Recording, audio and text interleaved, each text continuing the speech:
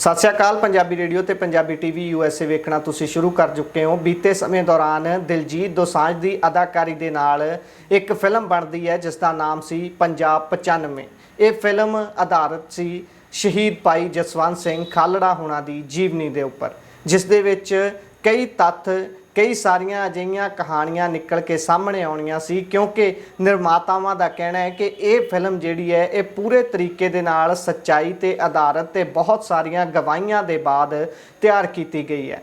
पर यह फिल्म लंबे समय तो रिड़क रही है ये central board of film certification दे कोलों। लंबे समय तो यह फिल्म तैयार होकर उत्थे पई है।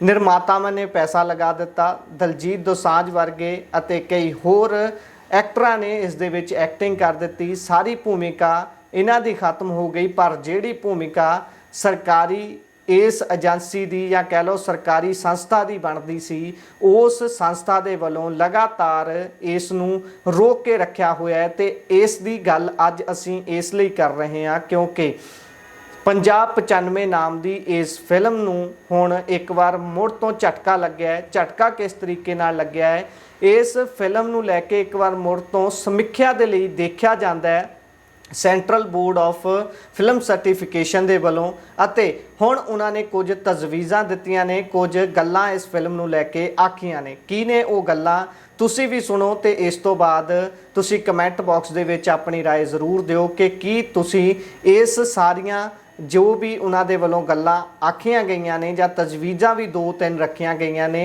ये सारियां दे नाल सहमत हो। कि तुसी सोचदे हो कि इस दे नाल ये सारी फिल्म जो बनाई गई है इस दा ताना बाना हिल जाएगा ते असली संदेश जो इस फिल्म नूं बनाउण वालियां ने इस दे विच पाया होवेगा वो पूरी तरीके दे नाल इधर उधर हिल सकदा है।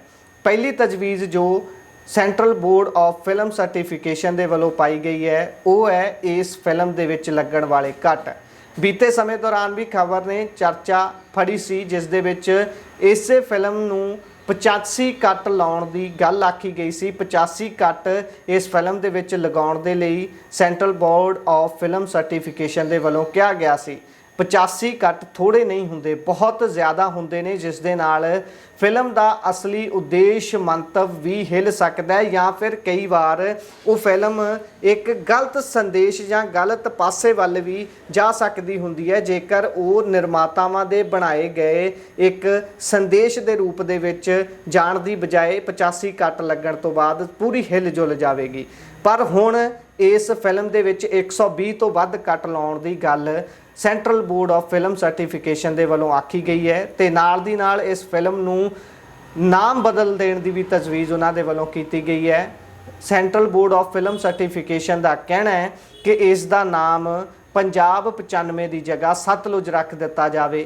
अते अगली तजवीज़ उन्हां दे वलों भाई जसवंत सिंह खालड़ा होना नूं लैके है कि उन्हां दे नाम नूं इस दे विच ना वरतिया जाए, इस दे विच उन्हां दे नाम नूं किसी होर नाम दे नाल रिप्लेस कर लिया जाए।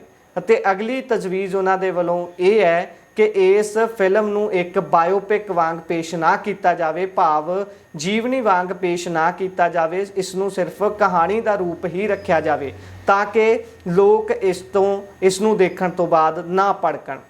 एक इहो जी गल है जदों ਵੱਖ-ਵੱਖ तरह के कलाकार वो कलाकार जिन्हां ने गंद परोसिया, जिन्हां ने लंबे समय तक पंजाब दे विच इहो जिहे अंगां दे नाम लैंदियां होइयां गाने गाए अते उन्हां नूं तां पंजाब दे विच प्रमोट किया जांदा है, पूरे भारत दे विच प्रमोट किया जांदा है।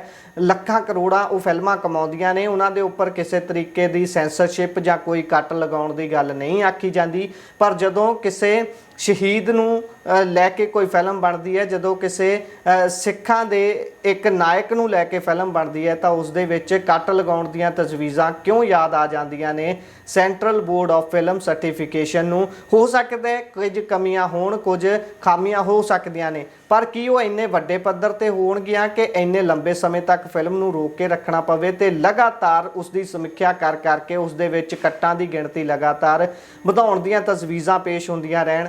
ਕੀ ਇਸ ਦੇ ਪਿੱਛੇ ਕੋਈ ਹੋਰ ਹੈ? ਕੀ ਇਸ ਫਿਲਮ ਨੂੰ ਰਿਲੀਜ਼ ਕਰਨ ਤੋਂ ਕਿਸੇ ਨੂੰ ਖਤਰਾ ਹੈ? ਕੀ ਕਿਸੇ ਦੀ ਕੁਰਸੀ ਜਾ ਸਕਦੀ ਹੈ, ਜਾਂ ਫਿਰ ਇਸੇ ਤਰੀਕੇ ਦੇ ਨਾਲ ਸਰਕਾਰਾਂ ਆਪਣੀ ਸਲਤਨਤ ਦੇ ਨਾਲ ਪੁਰਾਣੇ ਸਮੇਂ ਦੇ ਵਿੱਚ ਜਿਨ੍ਹਾਂ ਨੇ ਇਹ ਸਾਰਾ ਕੁਝ ਕਰਵਾਇਆ ਜਾਂ ਕੀਤਾ ਹੈ ਉਹਨਾਂ ਦੀ ਵੀ ਦੇਖਭਾਲ ਕਰਨ ਦਾ ਠੇਕਾ ਚੱਕ ਚੁੱਕੀਆਂ ਨੇ?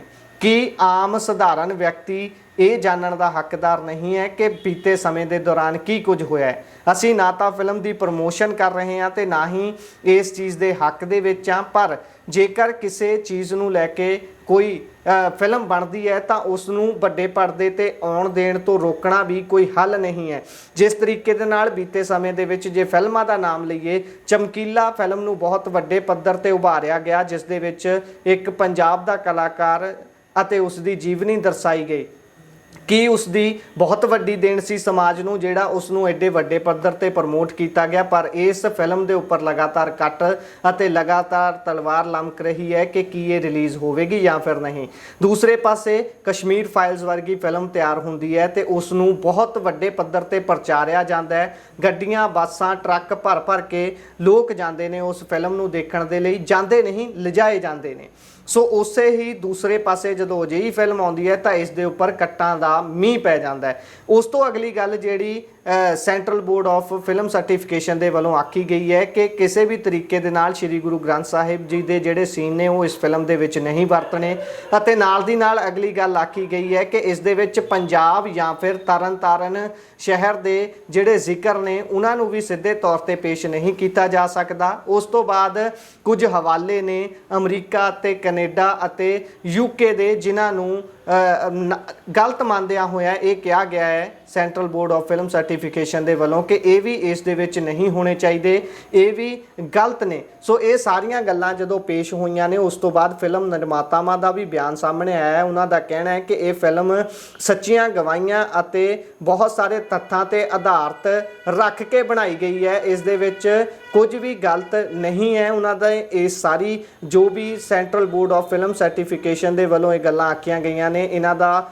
ਵਿਰੋਧ ਕੀਤਾ ਹੈ ਉਹਨਾਂ ਨੇ, ਅਤੇ ਉਹਨਾਂ ਨੇ ਆਖਿਆ ਕਿ ਜੇਕਰ ਇੰਨੇ ਜ਼ਿਆਦਾ ਕੱਟ ਲੱਗਦੇ ਨੇ ਤਾਂ ਸਾਰੀ ਫਿਲਮ ਇੱਕ ਗਲਤ ਡਾਇਰੈਕਸ਼ਨ ਦੇ ਵਿੱਚ ਜਾ ਸਕਦੀ ਹੈ, ਸਾਰੀ ਫਿਲਮ ਦਾ ਜਿਹੜਾ ਅਸਲ ਉਪਦੇਸ਼ ਹੈ ਉਹ ਹਿੱਲ ਸਕਦਾ ਹੈ। ਹੁਣ ਇਹ ਸਾਰੇ ਸਵਾਲ ਤੁਹਾਡੀ ਕਚਹਿਰੀ ਦੇ ਵਿੱਚ ਨੇ, ਤੁਸੀਂ ਕੀ ਸੋਚਦੇ ਹੋ ਕਿ ਅਜਿਹਾ ਕਰਨ ਦੇ ਪਿੱਛੇ ਇਸ ਬੋਰਡ ਦੀ ਕੀ ਮਨਸ਼ਾ ਹੋ ਸਕਦੀ ਹੈ? ਕੌਣ ਚਾਹੁੰਦਾ ਹੈ ਕਿ ਇਹ ਫਿਲਮ ਰਿਲੀਜ਼ ਨਾ ਹੋਵੇ? ਕੌਣ ਚਾਹੁੰਦਾ ਹੈ ਕਿ ਇਸ ਫਿਲਮ ਦੇ ਵਿੱਚ ਇੰਨੇ ਕੱਟ ਲਗਾ ਦਿੱਤੇ ਜਾਣ ਕਿ ਇਸ ਦਾ ਅਸਲ ਮੰਤਵ ਜੋ ਹੈ ਲੋਕਾਂ ਤੱਕ ਪਹੁੰਚਾਉਣਾ ਉਹ ਨਾ ਪਹੁੰਚ ਸਕੇ? ਤੁਸੀਂ ਜ਼ਰੂਰ ਸੋਚਿਓ ਅਤੇ ਆਪਣੇ ਵਿਚਾਰ ਰਾਏ ਟਿੱਪਣੀਆਂ ਸਾਡੇ ਨਾਲ ਜ਼ਰੂਰ ਸਾਂਝੇ ਕਰਿਓ। ਜੁੜੇ ਰਹੋ ਪੰਜਾਬੀ ਰੇਡੀਓ ਤੇ ਪੰਜਾਬੀ TV USA ਦੇ ਨਾਲ। ਹੱਕ ਸੱਚ ਦੀ ਗੱਲ ਲੈ ਕੇ ਤੁਹਾਡੇ ਤੱਕ ਹਮੇਸ਼ਾ ਪਹੁੰਚਦੇ ਰਹਾਂਗੇ। ਧੰਨਵਾਦ, ਸਤਿ ਸ਼੍ਰੀ ਅਕਾਲ।